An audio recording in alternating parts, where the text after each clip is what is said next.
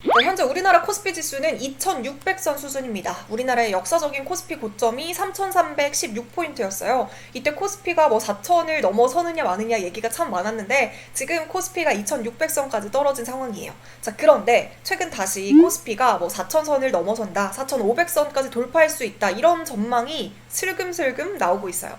아니, 지금 세계 증시는 악재투성이어서 도대체 바닥이 어딘지도 모르겠는데 코스피 4000은 무슨 핑크빛 전망이냐, 이렇게 생각하실 수도 있습니다. 자, 우리나라 주식시장이 커지기 위해서는 우리나라 주식시장에 자금이 많이 들어와야 됩니다. 돈이 많이 들어와야 시장이 커지는 것은 당연하죠. 자, 그런데 올해는요, 새 정부가 출범한 한 해예요. 그래서 주식시장에도 다양한 변화를 기대하고 있는데요. 특히 윤석열 대통령은 주식시장의 적극적인 제도 개선을 통해서 개인 투자자도 보호하고 또 코리아 디스카운트 해소에도 힘을 쏟겠다는 뜻을 적극적으로 밝힌 바 있어요.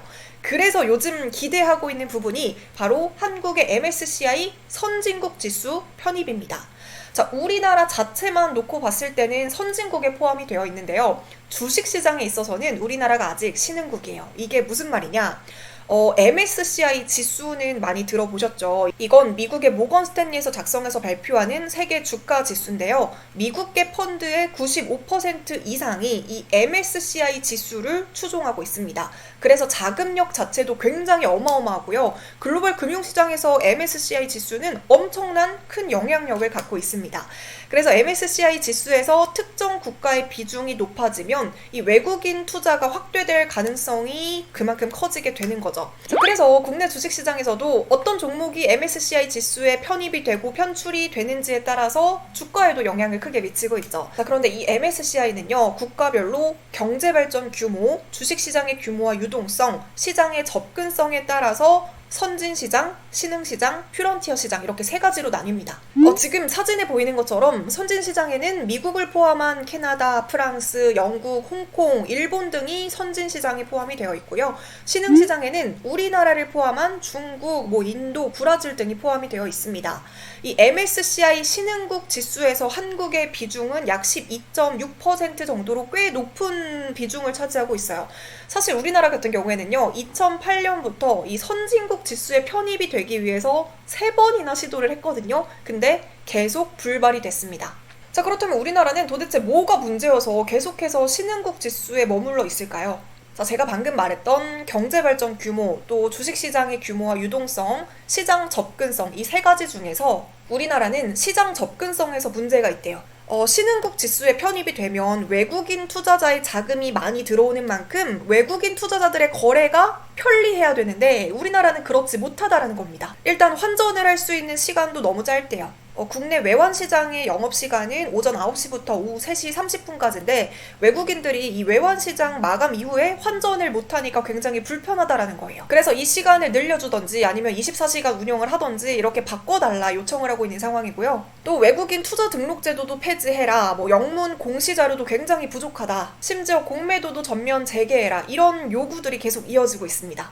지금 사진은요, MSCI에서 우리나라에 대해서 개선이 필요하거나 추가적으로 평가가 필요하다고 지적한 내용인데요. 이것도 함께 참고해 보시길 바랄게요. 그래서 한국은요, 이제 MSCI 선진국 지수의 4번째 도전을 시도하고 있는데요. 최근 정부랑 정치권을 중심으로 MSCI 선진국 지수 편입과 관련해서 적극적인 추진 의사를 보여주면서 내년 중으로 선진국 지수 편입을 목표로 하고 있습니다.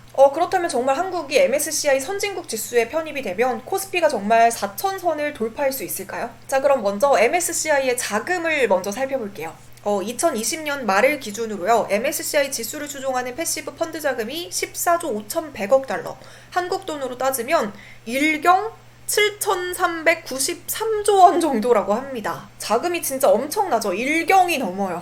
자, 이렇게 큰 금액은요, MSCI가 내놓는 지수를 그대로 따라서 기계적으로 주식을 사고 파는 데 쓰인다는 거죠. 자, 그런데요, 14조 5,100억 달러라는 전체 추종 자금 중에서 선진국 지수를 벤치마크로 활용하는 펀드 자금은 12조 1,050억 원이래요. 자, 그런데 한국이 포함되어 있는 선진국 지수를 추종하는 자금은 고작 2조 4,050억 달러 수준이라서 이 자금이 거의 5배에서 6배 정도가 차이가 나는 거예요. 자, 그래서 우리나라가 신흥국에서 선진국 지수로 편입이 되면 대략 50억에서 360억 달러 범위의 자금 순유입이 예상이 되고 있어요. 자, 그리고 무엇보다요, 선진국 지수 추종 자금은 주로 장기 자금으로 구성이 되거든요.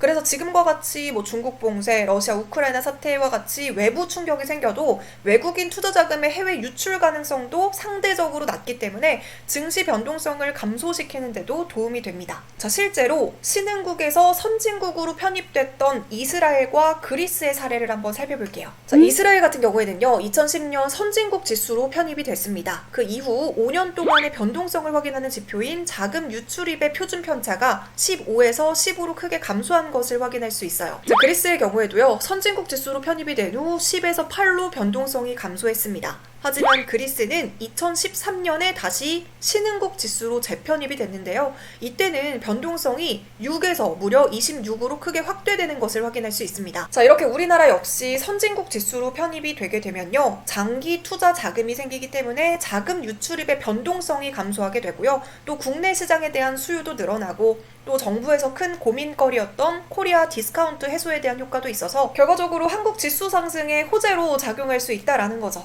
하지만 선진국 지수에 편입이 됐다고 해서 하루아침에 코스피가 뭐 4천선을 달성하는 건 아니고요. 먼저 우리나라가 선진국 지수로 편입이 될 수 있는지 관찰 대상국으로 지정이 된 다음에 편입에 대한 최종 결정은 1년 후에 결정이 되고요.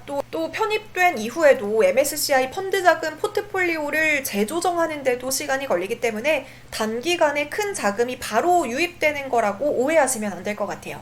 물론 MSCI 선진국 지수 편입과 앞서 말했던 공매도 전면 재개와 관련해서는 논란이 굉장히 많은데요. 이 MSCI 선진국 지수 편입 이슈를 통해서 우리나라의 낙후된 금융 문제를 개선하고 또 금융시장이 한 단계 발전할 수 있는 또 다른 시작점이 되는 계기가 됐으면 좋겠습니다. 네, 오늘 영상도 도움이 되셨다면 구독, 좋아요 버튼 꾹 눌러주시고, 그럼 오늘 영상은 여기서 마무리할게요.